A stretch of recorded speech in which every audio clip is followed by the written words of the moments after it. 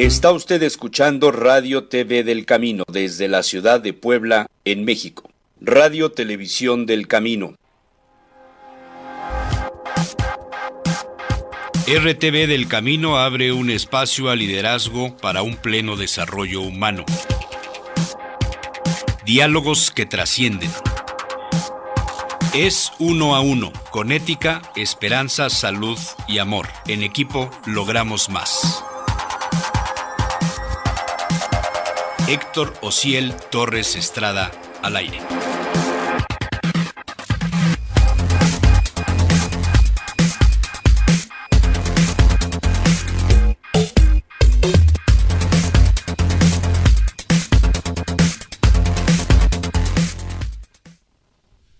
Bueno, muy buenos días, aquí estamos ya con todo el gusto de todos los martes para iniciar pues estas pláticas que tenemos todos los martes.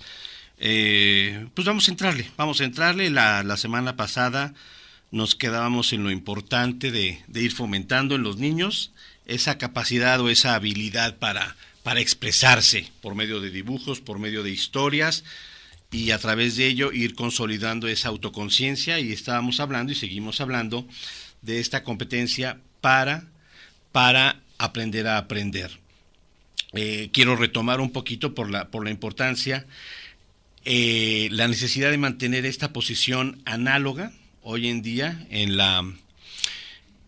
estos tiempos que corren, la dificultad que tenemos y que debemos de cuidar para reflexionar y darnos cuenta. Son dos elementos muy ir consolidando. Todo esto ya lo hemos venido platicando, pero bueno, pues vale la pena irlo retomando, el reflexionar y darnos cuenta. Y hoy quisiera reflexionar para empezar sobre lo que nos dijo el Evangelio, lo que escuchamos en el domingo, que tiene que ver con este proceso de ir arando y el dar el paso hacia adelante sin mirar para atrás.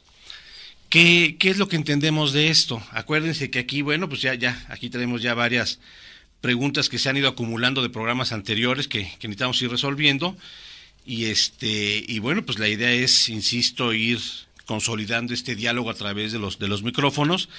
Les doy los datos aquí en cabina, y la reflexión es esa. ¿Qué nos dice esto de ir arando? Es hacia adelante y no mirar hacia atrás. Teléfonos en cabina es el 225-2128, 225-2128, la alada en la ciudad de Puebla es 222, en Facebook nos encuentran en RTV del Camino Puebla, y el Twitter es RTV del Camino Pue, bueno, en el Twitter con el arroba primero, ¿no? Arroba RTV del Camino Pue. Pero bueno, esa es una parte importante de la que quisiera yo comentar o que platicáramos sobre ello, es no ver para atrás. Y también hay otro elemento muy, muy importante que quisiera yo tomar, que tiene que ver en este proceso de formación, y si nosotros lo vemos como papás, como jefes en la empresa, como responsables de un negocio, como dueños, o como maestros, que es lo que hemos venido platicando, otra parte de la reflexión es: en mi vida, ¿soy víctima o soy protagonista de lo que en ella sucede? Entonces, esto es muy importante. ¿Por qué lo digo? Bueno, pues situaciones, esta semana ha traído muchas cosas en el trabajo, en la vida familiar, buenas, pero también complicadas, también difíciles. Entonces, pues el momento un poquito se presta para esta reflexión. ¿Qué tanto vamos aprendiendo nosotros desde chicos a no ver para atrás? Es decir, el aprender a dejar ir las cosas, el aprender a dejar que las cosas van evolucionando, van cambiando. Pero el otro muy importante también es que el único responsable de mi felicidad soy yo.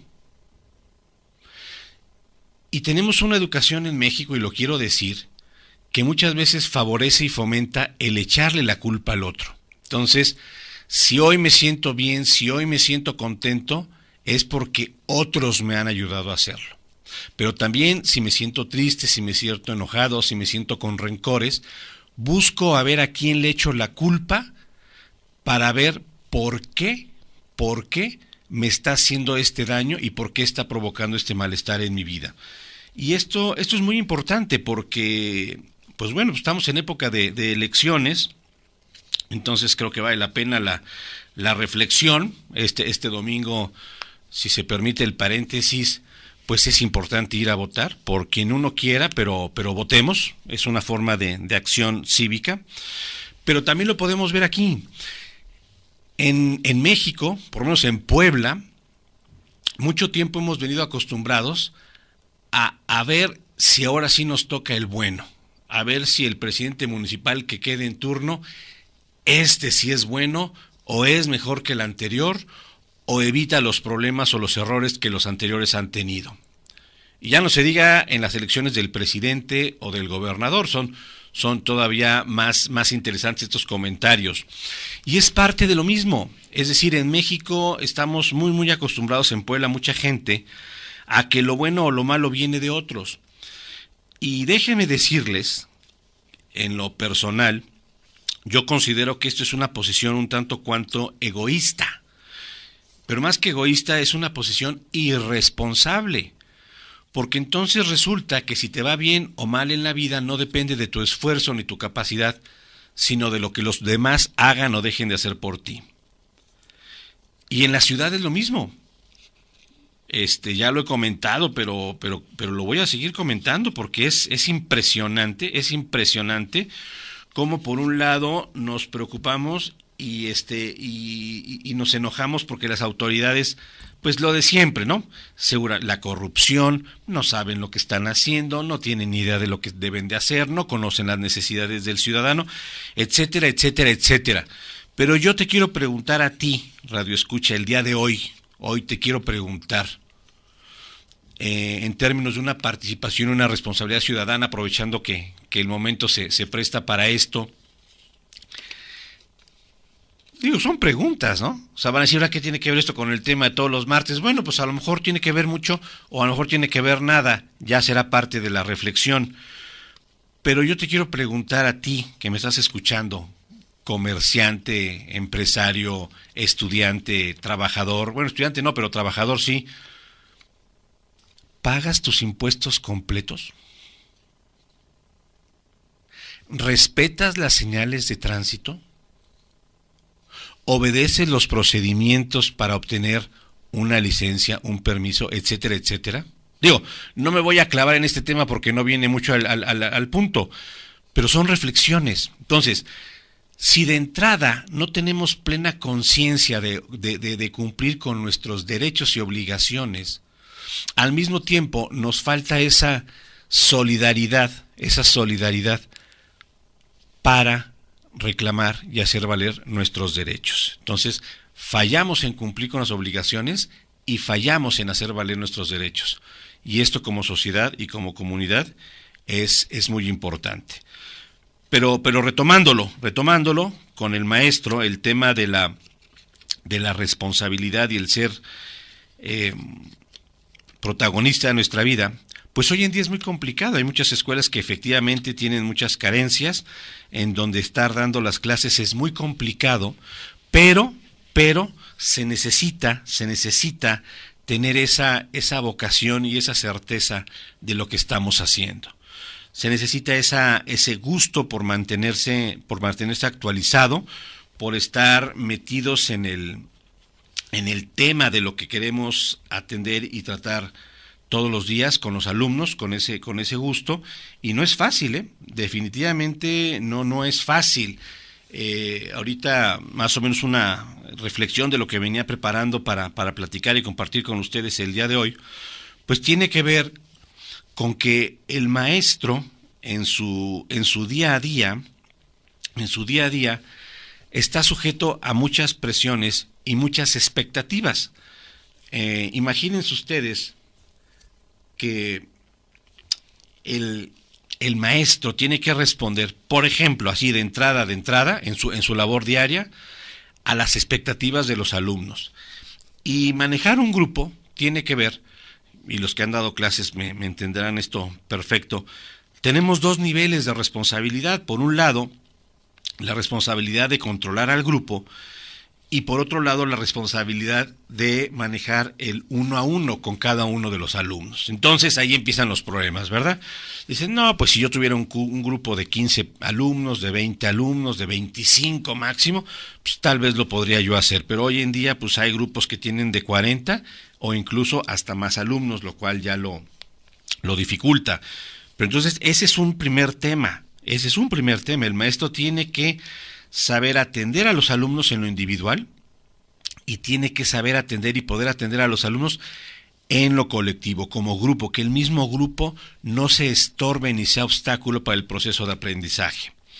Si a esto le agregamos que la SEP ha definido, establecido que prácticamente está prohibido, ¿no? Prácticamente está ya prohibido que los alumnos reprueben, quiere decir que el alumno tendrá la oportunidad de pasar por cada grupo, por cada salón, una sola vez. Y lo que pudo obtener de información, lo que pudo aprovechar, pues bienvenido. Pero lo que se quedó ahí en el tintero o lo que por falta de tiempo o de organización del maestro se quedó guardado, es información que el alumno ya no va a tener. Y acordémonos aquí que no tanto es ir generando un proceso de memoria, sino más bien un proceso de reflexión para las personas, para los alumnos, para ir armando este proceso en su vida. ¿Cuáles son las principales competencias del aprender a aprender? Lo que el maestro debe de ir fomentando y procurando en el alumno, en el espacio que le toque, en esta conciencia que un maestro, pues si da clases en tercero de primaria, forma parte de un eslabón que empezó desde preescolar. Entonces, esa conciencia de los niños que estás recibiendo y que vas a entregar al maestro que sigue, ¿no? Consolidando todo un proceso que debe de ser fluido, que debe de ser en contacto con los alumnos. ¿Cuáles son estas competencias? ¿Qué tiene que ver el maestro ir cuidando además de su materia propia? Es muy importante. Lo que hemos venido platicando espero que nos vaya sirviendo y ya habrá oportunidad de ir profundizando, pero de entrada, el maestro tiene que generar una motivación para el aprendizaje y esta motivación empieza, ya lo hemos dicho, por el gusto de su misma materia, por la capacidad y la preparación y también por el agrado que logre generar en el alumno. Esto es lo más importante, esa es una importante.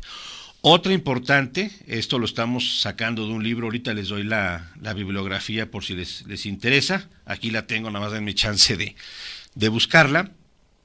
Otra cosa muy importante es la autorregulación emocional. Hemos hablado de la contención, hemos hablado de esa capacidad de disfrutar, pero de no desbordarnos, de mantenernos en contención. Eso tiene que ver con la autorregulación emocional. Y aquí les platico algo que estuve leyendo y que tiene que ver en la oficina, por ejemplo, cuando el jefe le pone un objetivo o le pone un reto a sus colaboradores. Imagínense ustedes, si el reto es demasiado fácil, el alumno o el trabajador se va a aburrir y puede perder el interés y puede perder la atención en eso que le han encargado. ¿Por qué? Porque está por debajo de sus capacidades, está por debajo de su potencial. Pero por otro lado, si ese reto, esa tarea excede las capacidades del trabajador, del empleado, o en la escuela excede las capacidades del alumno, entonces es muy probable que el alumno abandone la tarea, ¿no? Suspenda el proceso de aprendizaje por una situación de frustración, de ver que ni sus mejores capacidades ni su mejor atención son suficientes para lograr esa tarea. ¿Esto qué quiere decir? Bueno, pues quiere decir que es muy complicado, por eso yo manejo el que es 1-a-1, que si bien es cierto el maestro debe de coordinar el grupo y generar que nadie se estorbe y que entre todos vayan cooperando y colaborando, debes de conocer a tus alumnos en sus verdaderas capacidades y potenciales, porque si no es así, el aprendizaje será por promedios o por estándares. Y cuando nosotros generamos un proceso educativo escolar por promedios o por estándares, automáticamente perdemos el contacto con el alumno. Se convierte aquello en una clase o en un diálogo de sordos, donde el maestro llega, empieza a elaborar su proceso, empieza a hablar y hablar y hablar y hablar y hablar, pero pierde contacto con el alumno. El alumno verdaderamente no estará ya preocupado, lo hemos hablado, dependiendo los estilos, pero va a haber alumnos que no van a estar preocupados por entenderle al rollo del maestro. Simplemente van a estar preocupados por entender de qué se va a tratar el examen para que llegado el día lo puedan aprobar con eficiencia y efectividad. Entonces, esto tiene que ver con estas dos que yo les comento, esa motivación por el aprendizaje y esa autorregulación emocional. Si el maestro no logra generar esto, estamos perdidos en el espacio para consolidar un proceso valioso con los alumnos. Vamos a un mensaje, a un corte.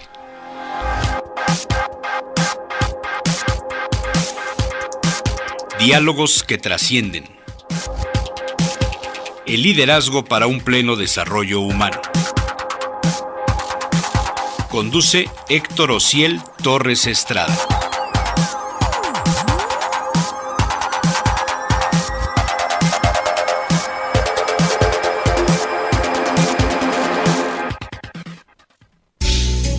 Está usted escuchando Radio TV del Camino desde la ciudad de Puebla, en México. Radio Televisión del Camino.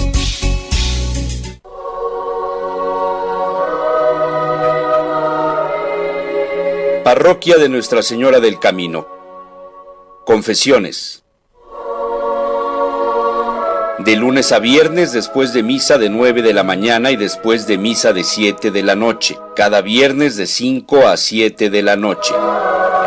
Párroco, Felipe Pozos. Vicarios, Manuel Cosío y César Andrade Hernández.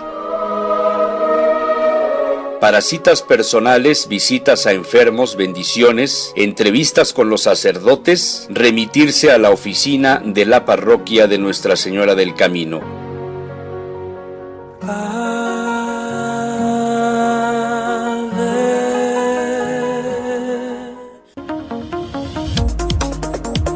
Escucha todos los lunes de 10 a 11 de la mañana, tiempo de la ciudad de Puebla, Encuentros de Vida. Este es un espacio dedicado a la nueva evangelización de los jóvenes. Conduce Paola Villa Macías. Encuentros de Vida.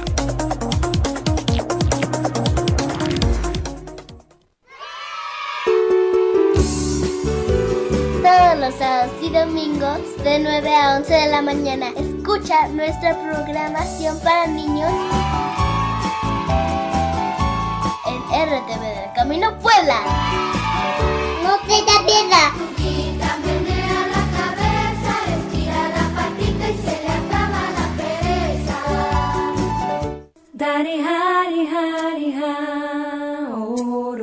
Dios nos llama a vivir la santidad por distintos caminos. Hola, soy Rafa Barajas y te espero todos los jueves a partir de las 11 de la mañana para que hablemos de vocaciones.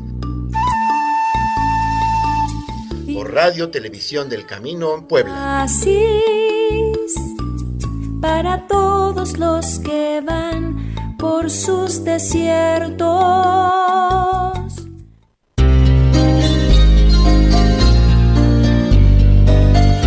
La Agrupación Leonesa de Puebla Asociación Civil pone en marcha el proyecto Radio TV del Camino, una señal por internet para divulgar el pensamiento cristiano desde la ciudad de Puebla de Los Ángeles, en México. Radio TV del Camino.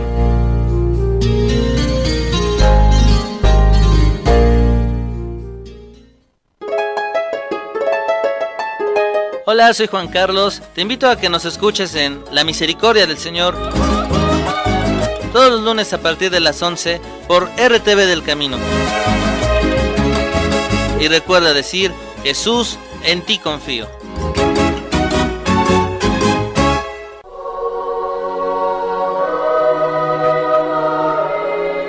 Parroquia de Nuestra Señora del Camino. Horarios de oficina. De martes a sábado, de 10 de la mañana a 1 de la tarde y de 5 de la tarde a 8:30 de la noche. Domingos, de 10 de la mañana a 1 de la tarde. Lunes no hay servicio. Parroquia de Nuestra Señora del Camino.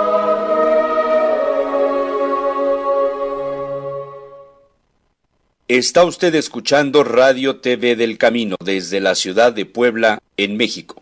Radio Televisión del Camino.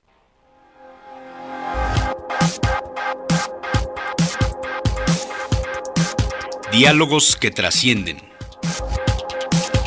El liderazgo para un pleno desarrollo humano. Conduce Héctor Ociel Torres Estrada.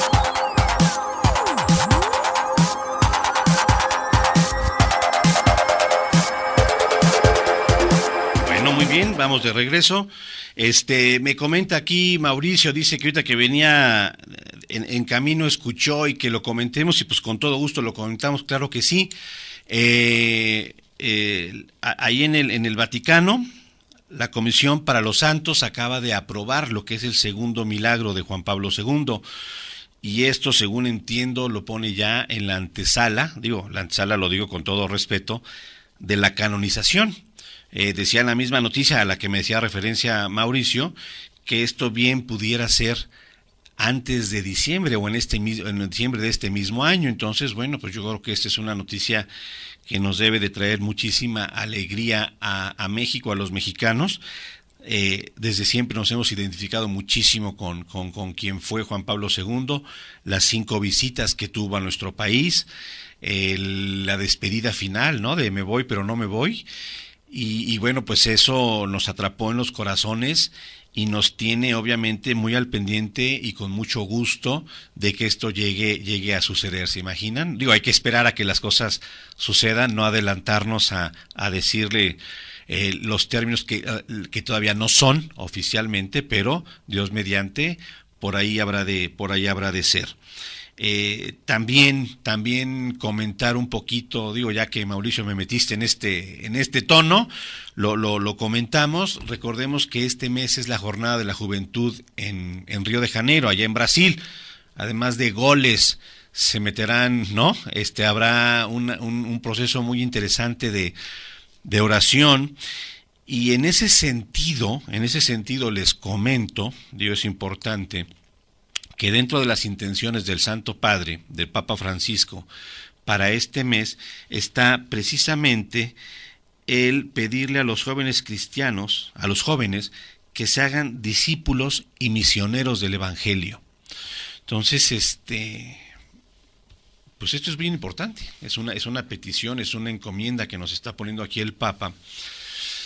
Y hoy en día, hay que decirlo, los seminarios están semivacíos, ya no digamos los conventos, las vocaciones religiosas, yo creo, es mi percepción, van un poquito o un mucho a la baja, y entonces pues creo que son tiempos y momentos de reflexionar el que un joven pues pueda seguir el camino de Dios desde un punto de vista más sacramental, más en ese ámbito. Yo lo he visto en familias muy muy cercanas, en amigos muy muy cercanos, como siempre decimos, ¿no? Y las oraciones de las mamás van en el sentido de que Dios nos conceda, que el Espíritu Santo nos conceda vocaciones sacerdotales, pero al mismo tiempo y en los hechos esperamos o esperan estas familias y estos rezos que las vocaciones sacerdotales lleguen en la casa de enfrente. Es decir, que sea el hijo de un familiar o el hijo de un conocido el que decide irse de sacerdote. Porque ya que sea nuestro hijo el que se vaya de sacerdote, no sé, pero muchas veces como que no nos da así demasiado gusto.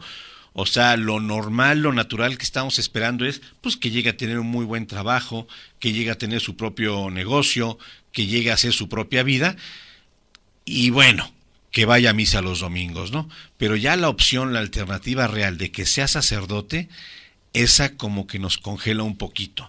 Del punto de vista de las mamás no puedo hablar, pero como papá tal vez mucho la preocupación es, ¿y mi apellido dónde va a quedar, no? O sea, es esa preocupación también de la descendencia y del permanecer en el tiempo, y pues obviamente un sacerdote se sale de esa línea de sucesión hereditaria y entrega su vida y su destino a otro camino superior. Pero bueno, Mauricio, querías ahí un poquito de comentarios y con todo gusto los hacemos.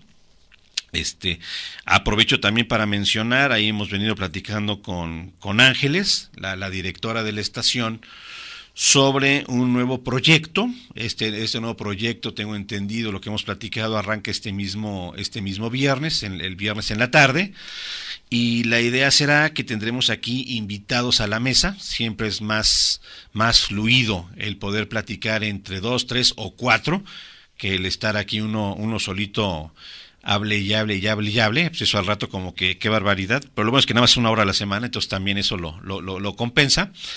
Pero lo estamos preparando con muchísimo gusto. Es una idea como tal, no es nueva, pero el poderla implementar, lo que queremos hacer es que todo lo que está sucediendo en el mundo hoy en día, en el mundo de la información, de los temas católicos, del cristianismo, cómo ayudar con estas reflexiones y este diálogo que vamos a tener los viernes en la tarde, cómo encauzarlo hacia una acción social, es decir, que no se quede nada más en la oración o en la reflexión, sino que verdaderamente empecemos a generar como factor de cambio, aportando distintas ideas y distintos enfoques, que es la manera en la que lo podemos ir viviendo. Y bueno, de igual manera la idea será tener ahí, pues de entrada los micrófonos no sé, pero sí tener los canales abiertos al intercambio y al diálogo. Esto va a ser los viernes en las tardes, a las 6 de la tarde, es la hora que estamos pensando. Tenemos invitado ahí a gente muy preparada que nos puede aportar muchísimo. Vamos a tener enfoques de gentes, adultos jóvenes, y también, ya espero que no se me enoje aquí uno de los invitados, vamos a tener ya también un punto de vista de un adulto, ya no tan joven, ya entrándole a los años de mayor sabiduría, que con todo el gusto y el amor nos va a venir a compartir. Y bueno, esperamos que eso se conforme y genere una situación agradable para poder dialogar y poder aterrizar algo que finalmente sea útil. Pero bueno, un poquito les quería yo decir esto. Entonces, estas son las competencias. De lo más importante es esa motivación, cuidar que el alumno vaya aprendiendo, regresándonos a lo que venimos platicando, y esa autorregulación emocional. Hasta ahí. La otra cosa que también el maestro tiene que tener muy claro, y nosotros tenemos que entender en el maestro, retomando el punto, si se me permite, es, imagínense ustedes un maestro que todo lo que les venía diciendo, por un lado tiene que cumplirle al alumno en lo individual, tiene que cumplir con el proceso de grupo. Además, la SEP ya dijo que no puede haber reprobados. Entonces, por un lado, pues no puede haber reprobados. Tienes que atender al grupo, tienes que atender a lo individual. Después están los papás. O sea, a ningún papá le va a gustar que le digan que su hijo o no estudia, o no pone atención, o no va aprendiendo. O sea, normalmente los papás lo que vamos a decir, o lo que hemos venido diciendo es, pues si ustedes son los expertos, escuela, maestros, pues háganse cargo de mi hijo y ayúdenlo a que aprenda. Ese es su trabajo y eso es a lo que ustedes se dedican. Si la escuela es oficial, pues hasta ahí queda el argumento. Si la escuela es particular, pues además se le agrega el para eso les pago, ¿no? Entonces, pues con una muestra clarísima de estar rompiendo la realidad o la esencia de qué es lo que el proceso educativo pide. Entonces, imagínense al maestro que en su día a día, insisto, tiene que lidiar con la presión del administrador de la escuela, con la dirección. Tiene a los padres de familia encima, esperando los mejores resultados de sus hijos. Tiene a los alumnos mismos, tiene las presiones de la SEP. Es decir, lo que les quiero decir es que el entorno del maestro, y esto es lo que quiero quiero rescatar de manera muy concreta el día de hoy. El entorno del maestro es muy complicado.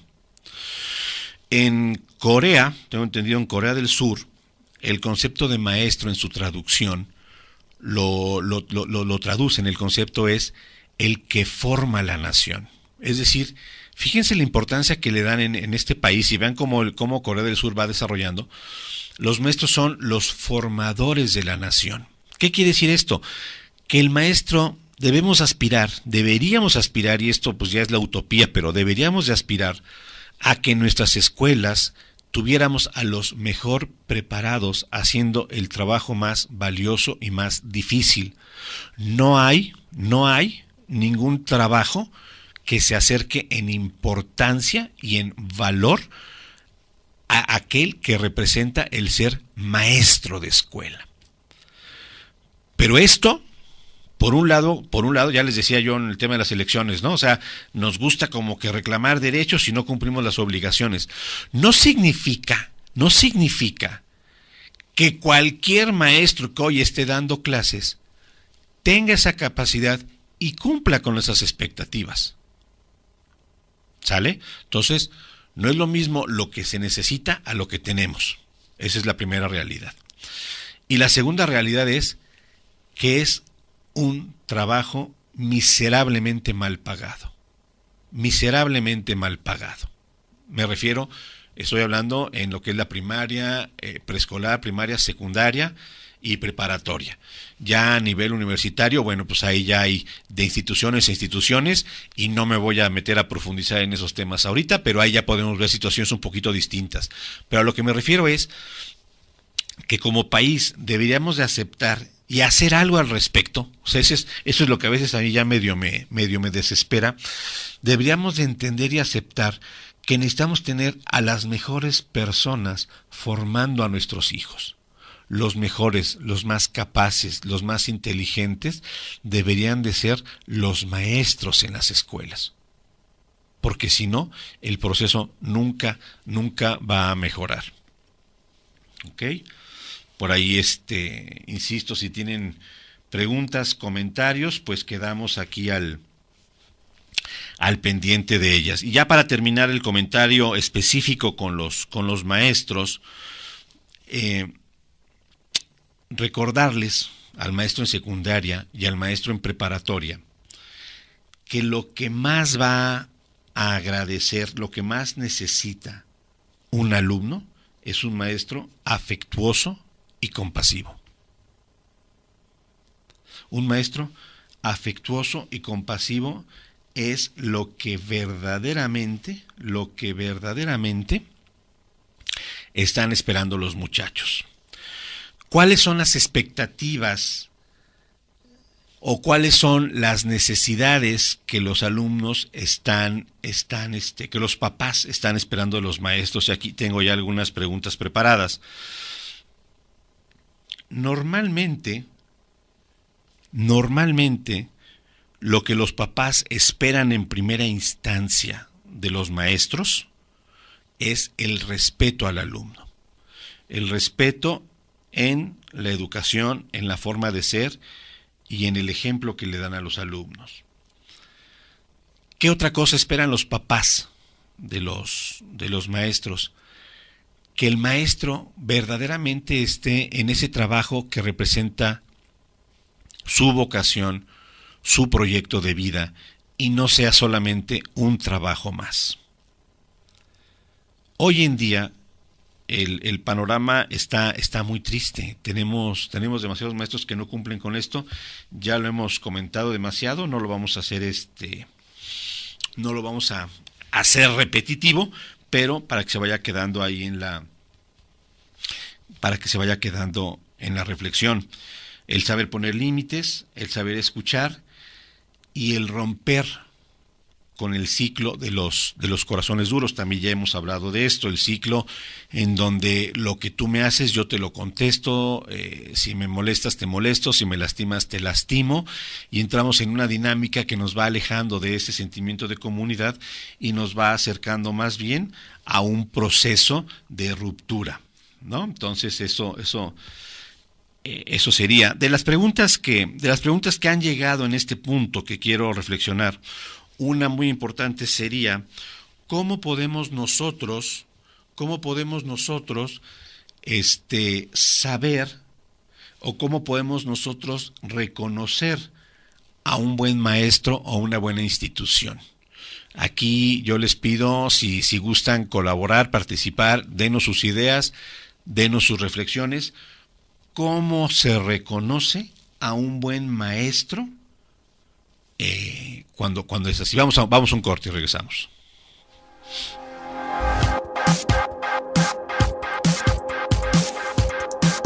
Diálogos que trascienden. El liderazgo para un pleno desarrollo humano. Conduce Héctor Ociel Torres Estrada.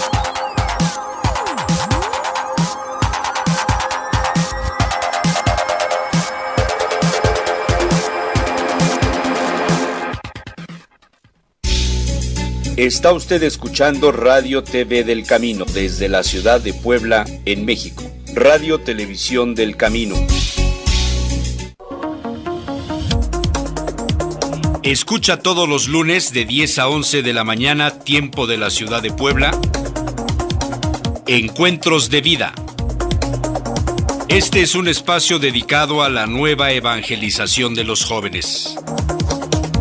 Conduce Paola Villa Macías. Encuentros de Vida.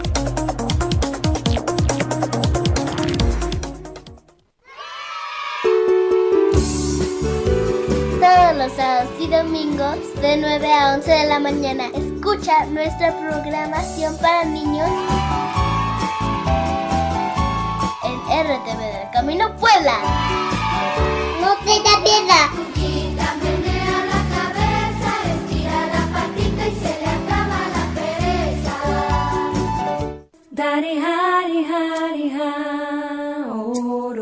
Dios nos llama a vivir la santidad por distintos caminos.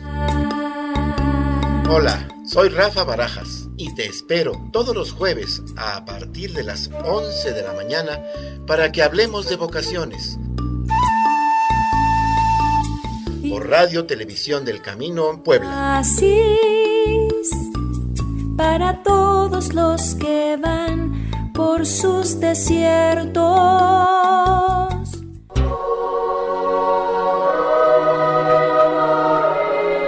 Parroquia de Nuestra Señora del Camino. Horarios de oficina. De martes a sábado, de 10 de la mañana a 1 de la tarde y de 5 de la tarde a 8:30 de la noche. Domingos, de 10 de la mañana a 1 de la tarde. Lunes no hay servicio. Parroquia de Nuestra Señora del Camino.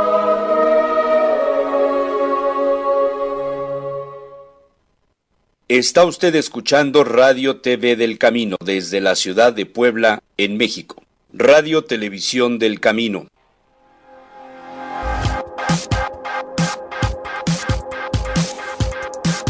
Diálogos que trascienden. El liderazgo para un pleno desarrollo humano. Conduce Héctor Ociel Torres Estrada.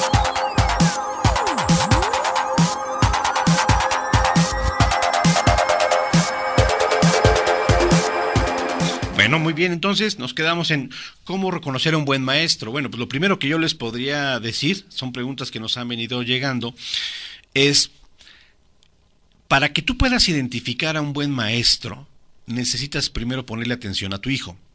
Si tú no te das cuenta en las reacciones que tu hijo está teniendo, en los comentarios que hace respecto a su escuela, respecto a sus maestros, respecto a sus compañeros, y no lo vienes acompañando en este proceso, como ya hemos hablado, con todo lo que son las leyes del aprendizaje, va a ser muy difícil que estés realmente enterado de qué está sucediendo. En ocasiones nos quedamos tranquilos porque sabemos que nuestros hijos están yendo a una buena institución. Y una buena institución es aquella, ¿no? Por lo menos aquí en Puebla, Pues que tiene cierto nombre, que ya tiene un reconocimiento, que tiene un prestigio, en donde las personas acuden, que es conocido. Bueno, entonces ya de entrada decimos, está en un buen colegio. Y ya con eso nos desentendemos, o ya gran parte del proceso lo dejamos en que está en un buen colegio. Sin embargo, lo que yo les quiero comentar aquí es, del proceso educativo, lo que sucede en un salón de clases, el 80% de la efectividad en el aprendizaje está en la dinámica entre el maestro y sus alumnos. El 80% de la efectividad de un proceso educativo es la relación entre el maestro y sus alumnos. Y de ahí, en alguna ocasión, un director de escuela me decía, oye Héctor, mira, tenemos que ser conscientes de algo. Incluso en Harvard, incluso en el MIT, incluso en la universidad que ustedes gusten, en la institución educativa que ustedes gusten, siempre va a haber extraordinarios maestros, buenos, malos y regulares.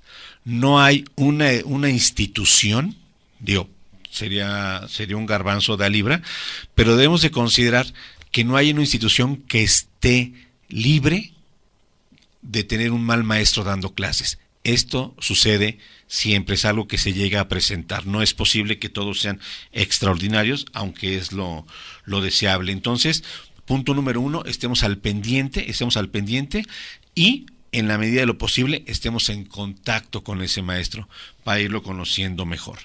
Sobre todo las mamás saben, tienen un sentido especial en cuanto hablan con un maestro, identifican si ese maestro tiene la capacidad, si respeta a los alumnos y si verdaderamente es su vocación estar dando clases.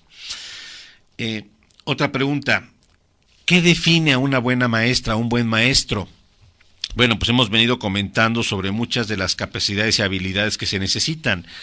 Sin embargo, cada momento es especial, cada grupo tiene su propio perfil, cada alumno tiene sus propias necesidades. ¿Qué quiere decir esto? Por eso les digo que es complicadísimo tener extraordinarios maestros, que es muy difícil hoy en día que el mismo maestro, con el mismo método, con los mismos procedimientos, sea un extraordinario maestro para todos sus alumnos siempre. El maestro tiene que ir evolucionando y se tiene que ir adaptando a las realidades del salón con el que está trabajando, a las realidades del alumno con el que está trabajando. ¿Qué define una buena maestra? Yo diría, en términos muy muy concretos, un punto en específico, que no es el único y posiblemente ni siquiera sea el más importante, pero es donde yo quisiera profundizar. El buen maestro es aquel que ama, que se identifica profundamente con la materia que está enseñando, que verdaderamente tiene un gusto por la materia que está enseñando, porque eso finalmente lo va a transmitir. Punto número 2, que está debidamente actualizado en lo que esa materia debe de enseñar, en lo que en ello debe de enseñar. Y lo más importante y lo más difícil, yo diría, es que le sabe encontrar el punto máximo de exigencia a cada uno de sus alumnos para motivarlos al aprendizaje, establecer un reto de desarrollo en el alumno, un gusto por aprender y por saber más, pero que esa exigencia no se nos desborde y termine en frustración. Ese es el extraordinario maestro. ¿Cuáles son los que de plano yo sí quitaba? A los barcos. El que regala calificaciones, a los flojos, el que no prepara su clase, el que no revisa los trabajos de los alumnos, el que no se preocupa por retroalimentar a los alumnos. Esos maestros o se componen o se corrigen o mejor que los quiten. Esa sería mi opinión. Otra pregunta. Tenemos aquí una serie de preguntas. ¿Los buenos maestros son buenos para todos los alumnos? No. Creo que ya lo contesté. En las empresas, por ejemplo, haciendo referencia a lo que pasa en las empresas, de los temas más difíciles en una empresa es la correcta toma de las decisiones. El tomar una buena decisión son de los elementos más importantes, sobre todo si el puesto ya es de supervisión, de jefatura o más alto. La calidad en tu toma de decisiones será muy importante. Y déjenme decirles que incluso los más altos ejecutivos, los funcionarios mejor preparados, no están exentos de errores, no están exentos de equivocarse. Entonces, el error y el equivocarse sucede. Lo que pasa es que hay gente que tiene decisiones correctas más frecuentemente, en mayor número, que las veces que se llegue a equivocar. Y en términos de los maestros, pues se va a oír terrible, pero así sucede. Un buen maestro es aquel que trae un porcentaje de bateo positivo, por decirlo así, en cuestión de la aceptación que generen sus alumnos. Pero nunca va a haber un maestro que sea querido o aceptado por todos. Esa es una realidad. Entonces, ¿los buenos maestros son buenos para todos los alumnos? No. Yo creo que aquí podemos hablar de una curva normal de distribución, donde de un maestro a lo largo de los años que haya tenido 100 alumnos, 500 alumnos, 1000 alumnos, los que llegue a tener, los que lleguen a pasar por su aula, yo creo que un buen maestro es aquel que logra que por lo menos 7 u 8 alumnos estén de acuerdo con su materia, se identifiquen con él como maestro y lo sigan como profesor. Ya lograr un 70%, que 7 de cada 10, se me hace extraordinario. Pero quiere decir que aún el más capaz, que aún el mejor preparado, va a tener detractores. Va a haber alumnos que no les va a gustar su estilo, o va a haber alumnos que lo van a considerar demasiado fácil o demasiado difícil. Entonces, no existe el maestro que sea bueno para todos los alumnos. Y lo vemos nosotros a lo largo de la primaria, por ejemplo, pues tanto nuestro hijo como nosotros mismos podemos ir viendo y hacer una relación, una referencia de los 6 maestros que haya tenido en la primaria, o a lo mejor hasta más porque luego cambian, o el mismo alumno el mismo niño cambia de escuela, y los tenemos identificados, quiénes fueron buenos y quiénes fueron malos. Entonces, pero esa no es la preocupación, En el camino se van a encontrar buenos y malos, esperemos que sean más los buenos que los malos, pero lo que ya les decía hace ratito, el contacto de nosotros con nuestros hijos es lo fundamental, ¿Cuál sistema educativo es mejor? Pues lo mismo. Yo creo que en educación hablar de recetas que nos garanticen lo mejor o lo peor es muy complicado. Aquí el problema está, más bien yo les diría, papás, aquí el problema está en bajo qué criterios estamos escogiendo la escuela de nuestros hijos, ¿no? ¿Bajo qué criterios? Si es un criterio de economía, pues entonces la decisión será el colegio que podamos pagar. Si es un criterio de prestigio, pues entonces la escuela será en la que hayan ido nuestros padres, en la que vayan los hijos de nuestros amigos, en la que vaya que tenga un nombre reconocido. Es decir, aquí lo importante, más que cuál sistema educativo es el mejor, es cuál es el objetivo, con qué criterio estamos decidiendo nosotros la escuela de nuestros hijos. Yo les puedo decir que Montessori puede funcionar muy bien. El problema es que normalmente los niños que acuden a Montessori en preescolar, y de cada 10 niños que hicieron su preescolar en Montessori, más de la mitad continúan ya en un sistema tradicional. Y de los que llegaran a continuar en un Montessori durante su primaria, rara vez lo van a continuar en secundaria o en preparatoria. Entonces,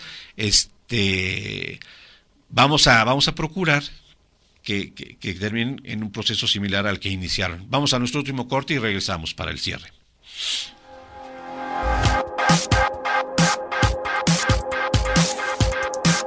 Diálogos que trascienden. El liderazgo para un pleno desarrollo humano. Conduce Héctor Ociel Torres Estrada.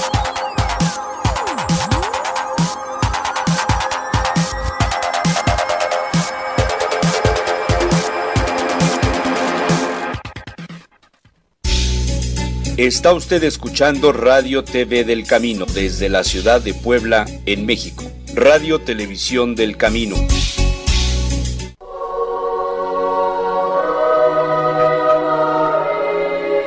Parroquia de Nuestra Señora del Camino. Confesiones.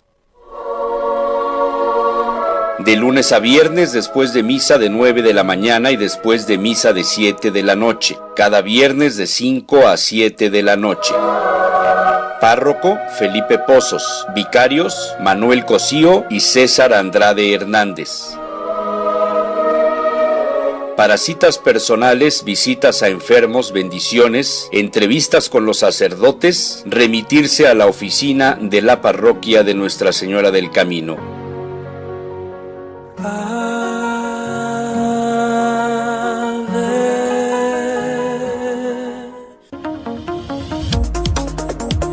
Escucha todos los lunes de 10 a 11 de la mañana, tiempo de la ciudad de Puebla, Encuentros de Vida.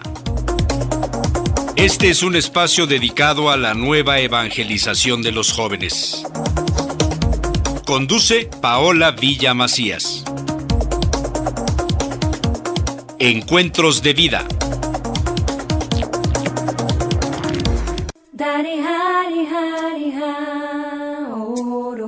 Dios nos llama a vivir la santidad por distintos caminos. Hola, soy Rafa Barajas y te espero todos los jueves a partir de las 11 de la mañana para que hablemos de vocaciones. Por Radio Televisión del Camino, Puebla. Así es, para todos los que van por sus desiertos.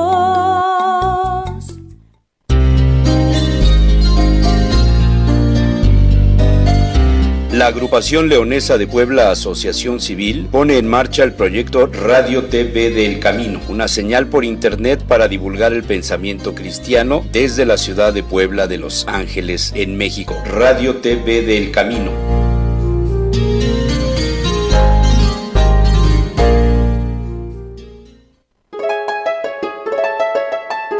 Hola, soy Juan Carlos. Te invito a que nos escuches en La Misericordia del Señor todos los lunes a partir de las 11 por RTV del Camino. Y recuerda decir: Jesús, en ti confío. Está usted escuchando Radio TV del Camino desde la ciudad de Puebla, en México. Radio Televisión del Camino.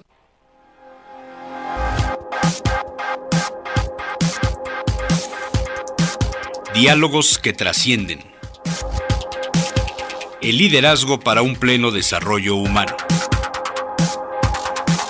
Conduce Héctor Ociel Torres Estrada.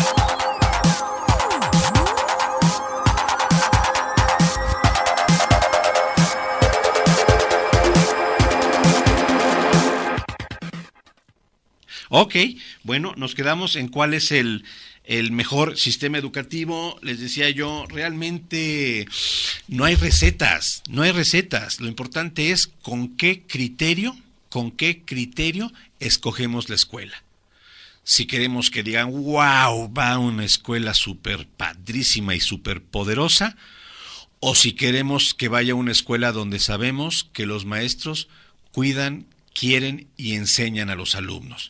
Y muchas veces no es lo mismo. Y tengamos por favor conciencia, gran parte del proceso del aprendizaje va entre lo que sucede entre el maestro y el alumno. Y nosotros como papás, al pendientes, entendiendo y viendo lo que le va sucediendo a nuestro hijo y acompañándolo en este proceso. Ese será el mejor sistema. Otra pregunta, dice, ¿qué hacer con una maestra nociva si estamos de acuerdo con la institución, mas no con la maestra? Bueno, pues aquí están tocando un tema delicadísimo, ¿no? ¿Y por qué? Bueno, pues porque por un lado existe esa necesidad de convivir entre papás, maestros, ir sacando adelante los procesos.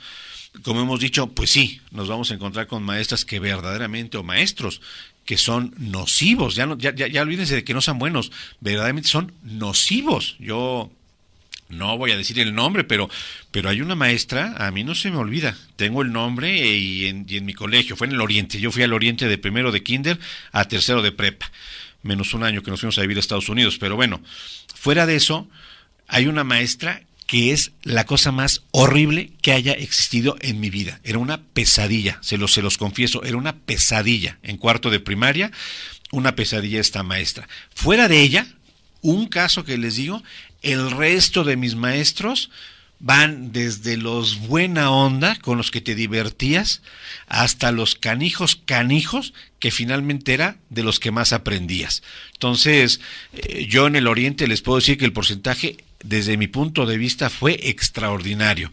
Porque ¿cuántos maestros habré tenido en los 15 años, 18 años de escuela? Pues unos 40 maestros bajita la mano, o más. Y que de esos 40 me acuerde de una verdaderamente nociva para la salud y del resto todos van de un promedio de aceptable hacia extraordinario, creo que por ahí más o menos anduvo la cosa. Va a suceder, va a haber maestros. Yo en el trabajo, en las empresas, siempre he manejado el posicionar a una persona en un lugar de trabajo desde dos puntos de vista. Uno, por sus capacidades técnicas y otro, por sus capacidades o cualidades humanas de interacción. Entonces, mi criterio ha sido el siguiente. Si una persona, para desempeñar bien un puesto de trabajo en una empresa, necesita ser capacitado porque hay cosas que no domina, hay cosas que necesita mejorar su conocimiento, pues hagámoslo. Veamos que esa persona tenga el entrenamiento necesario para que conozca lo que tiene que hacer. Y no me refiero a una gran empresa o corporativo, o sea, desde un negocio familiar pequeñito donde trabajan 4 personas y se contrata a un chavo para que nos ayude ahí en labores muy, muy operativas del día a día. Bueno, pues hasta eso hay que enseñárselo para que lo sepa. Entonces, cuando el problema es que la persona no tiene el conocimiento o la pericia técnica, se le puede ayudar y lo puede llegar a desarrollar. Pero cuando el problema es que la persona no es congruente con los principios, con los valores de la organización, en ese momento el problema es mucho más delicado. Es decir, en una escuela podemos entender maestros buenos, malos o regulares. Los vamos a encontrar, siempre va a haber de ellos. Lo que no se vale es maestros que ya de plano vayan en contra de los valores o en contra de los principios de esa institución. Eso es lo que no se permite. Tal vez en la universidad, ¿no? La universidad, ahí haya un rango más amplio para la cátedra, ¿no?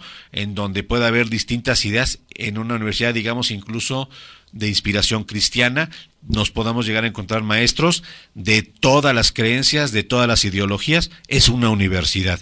Pero en un preescolar, en una primaria, si nos encontramos una maestra, un maestro que va en contra de los principios, de los fundamentos de esa institución, eso sí no se vale y eso se tiene que corregir. Ahora, aquí lo importante es, porque es otro punto que yo les pondría de reflexión, no puede ser que el maestro sea bueno o malo por cómo le fue a mi hijo con él.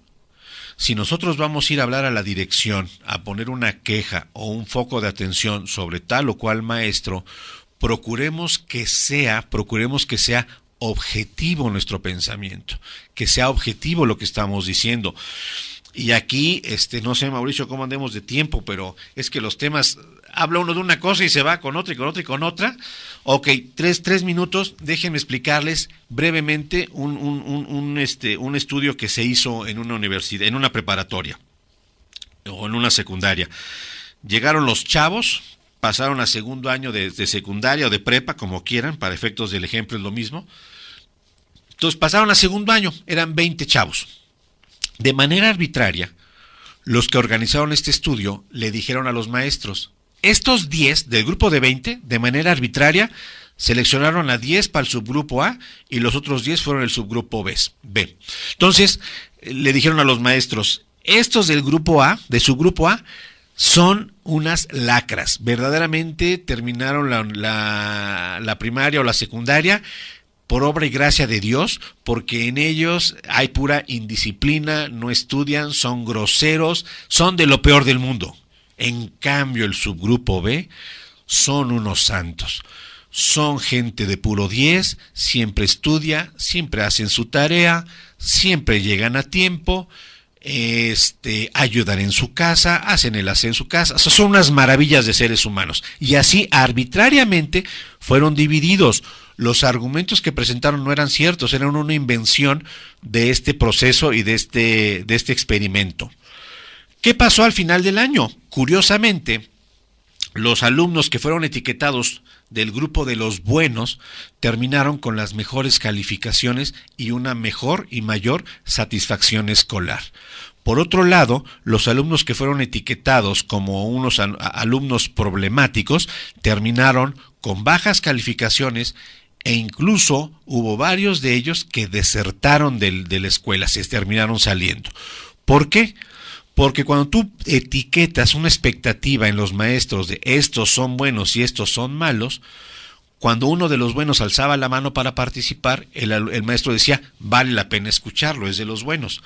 Cuando uno de los etiquetados como un alumno problema alzaba la mano para participar, no le daban la palabra porque decían, a este señor, a este alumno, ¿qué le vamos a escuchar si es una lacra para la sociedad? Entonces, así como esto, se fue llevando todo el grupo. ¿Qué quiere decir esto? Es un proceso que en psicología se llama como la profecía autorrealizada. Los que yo etiqueto como buenos, les voy a favorecer y a facilitar el camino y van a acabar teniendo mejores resultados. Los que yo etiqueto como malos, les voy a obstaculizar y les voy a estorbar para que no obtengan buenos resultados. Y esto sucede. Y así como se etiqueta a los alumnos, también etiquetamos a los maestros, Y en el trabajo también etiquetamos.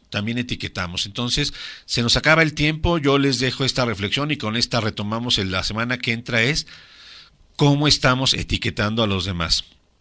Ya hablaremos de la percepción selectiva y de la profecía autorrealizada. Con eso nos arrancaremos. Por lo pronto, muchísimas gracias por escuchar. Un abrazo y estamos en contacto. Hasta la siguiente semana. El viernes también ahí los esperamos. Gracias.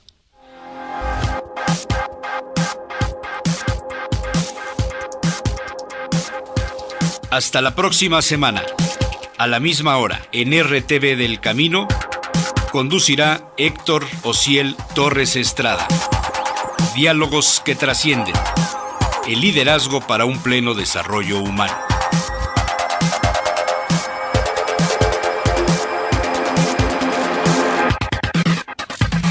Está usted escuchando Radio TV.